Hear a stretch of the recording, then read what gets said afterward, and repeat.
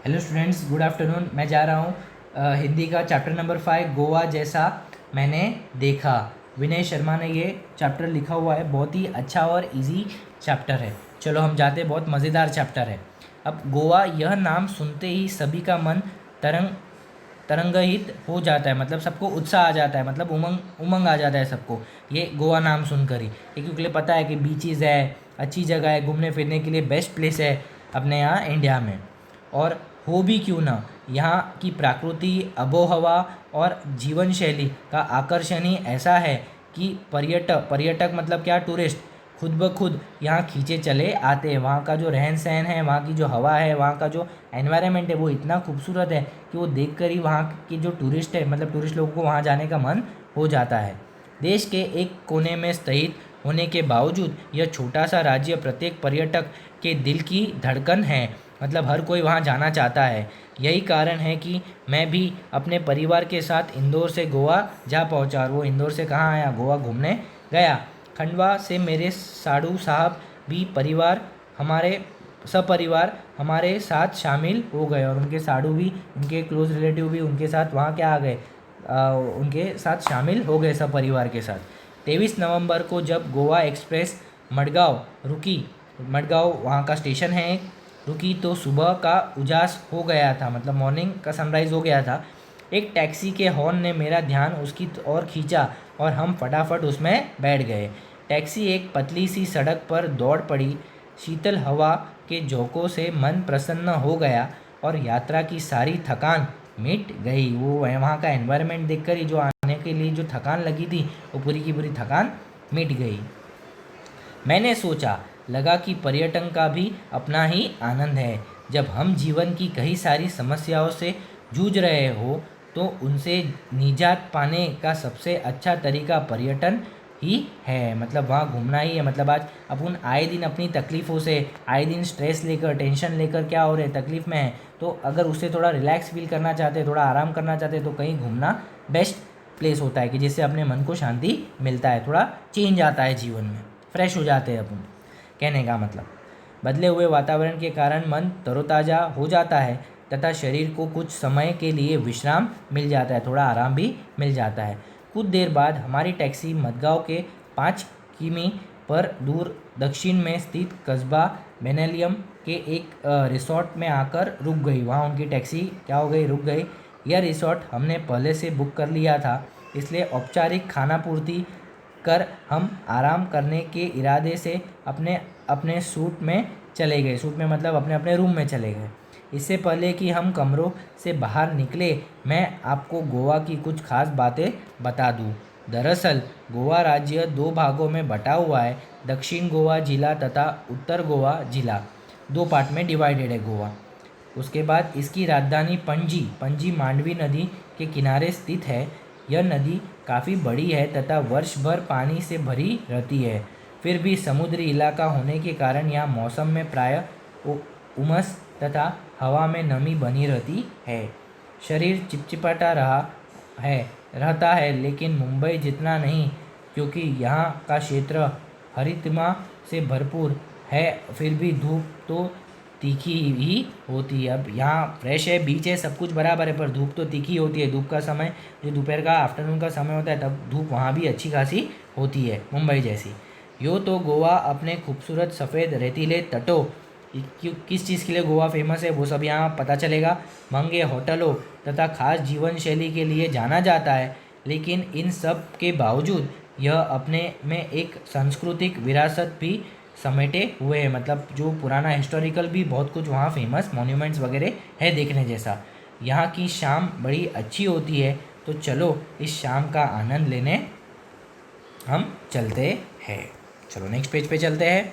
के लिए बेनालियम बीच की ओर चले, आप भी चले, क्योंकि बहुत ही खूबसूरत तथा शांत जगह बेनालियम।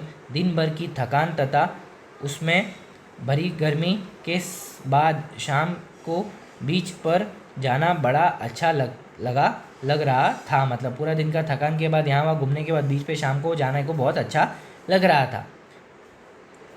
रिसोर्ट के बीच की दूरी कोई 1 किलोमीटर ही थी, लेकिन जल्दी जल्दी चलने के बाद भी यह दूरी तय हो ही नहीं पा रही थी।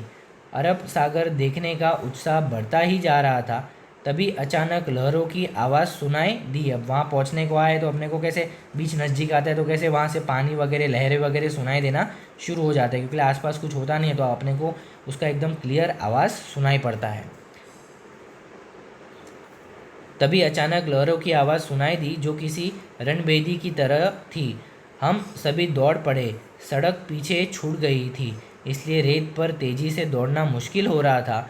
फिर भी धंसे हुए पैरों को पूरी ताकत से उठा उठा कर भाग रहे थे। वहाँ फिर वो रेत पर भाग रहे थे, बीच में जो रेत होते हैं वहाँ बीच आने के बाद।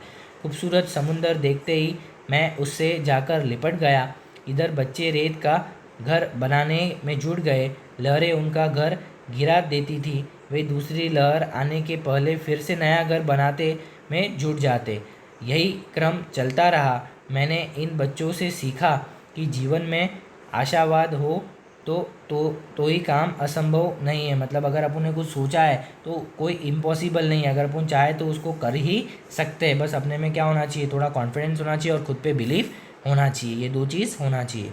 शाम घर आने पर हम किनारे पर बैठ गए, मानो हर लहर कह रही हो कि बनने के बाद मिटना ही नियति है। बनने के बाद मिटना ही क्या है, नियति है। यही जीवन का सत्य भी है, और यही जीवन का क्या है, एक सत्य है। मतलब क्या है ये, सत्य है कि बनने के बाद मिटना भी है।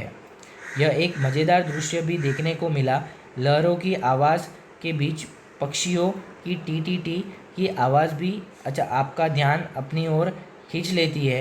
दरअसल ये पक्षी लहरों के साथ बहकर आई मंजिलों का शिकार करने के लिए किनारे पर ही मंडराते रहते हैं। लेकिन जब तेज़ हवा के कारण हाँ किनारे पर मंडराते रहते, लेकिन जब तेज हवा के कारण एक ही दिशा में सीधे नहीं उड़ पाते हैं तो सुस्ताने के लिए किनारे पर बैठ जाते हैं। थोड़ा आराम के लिए वो किनारे पर जाकर बैठ जाते हैं। यहाँ बैठे कुत्तों को इसी बात का इंतज़ार रहता है, मौका मिलते ही वे इन पर झपट पड़ते हैं, लेकिन बेचारे कुत्तों को सफलता कम ही मिल पाती है। पक्षियों का बैठना, कुत्तों का दौड़ना और पक्षियों का टी उड़ जाना, यह दृश्य सैलानियों का अच्छा मनोरंजन करता है। ये देखने जैसा वहाँ का दृश्य होता है, इसलिए उन्होंने ये सब ऑब्जर्व किया तो ये अपने साथ वहाँ का वो शेयर कर रहे। इधर जैसे ही सूर्य देवता ने विदा ली, वैसे ही चंद्रमा की चांदनी में नहाकर समुद्र का नया ही चेहरा नज़र आने लगा। अब समुद्र स्याह और भयावह दिखने लगा, और भी अच्छा दिखने लगा, क्योंकि रात का समय होने लगा। अगले दिन हमने बस से गोवा घूमने की योजना बनाई। वैसे घूमने फिरने के लिए यहाँ बाइक आदि किराए पर मिल जाती है और उन पर ही घूमने का मज़ा भी आता है, लेकिन बच्चों के कारण हमने बस से जाना मुजाबित समझा। मतलब अगर एक दो जन जाते हैं तो स्कूटी वूटी या बाइक वाइक लेकर घूमना भी वहाँ बेस्ट होता है, पर अभी ज़्यादा फैमिली है तो अपने को बस से ही सफ़र करना होगा, उन्होंने सोचा। यहाँ सी फूड की अधिकता होने के कारण शाकाहारी पर्यटकों को सुस्वादु भोजन की समस्या से भी दो चार होना पड़ता है, क्योंकि ज़्यादा वहाँ सी फूड नॉनवेज वगैरह ज़्यादा मिलता है। काफ़ी भटकने के बाद अच्छा भोजन मिल गया तो समझो किस्मत और जेब तो ढीली हो ही गई। यह समस्या हमने पहले से पता थी, इसलिए हम अपने रिसोर्ट के सूट में उपलब्ध किचन में ही भोजन करते थे। उन्होंने पहले से वहाँ बुकिंग करके रखा था और वो वहीं भोजन करते थे। तो इससे ये फर्स्ट 2 पेज ख़त्म हुए। नेक्स्ट 2 पेज के लिए मैं नेक्स्ट वीडियो बनाता हूँ। Thank you.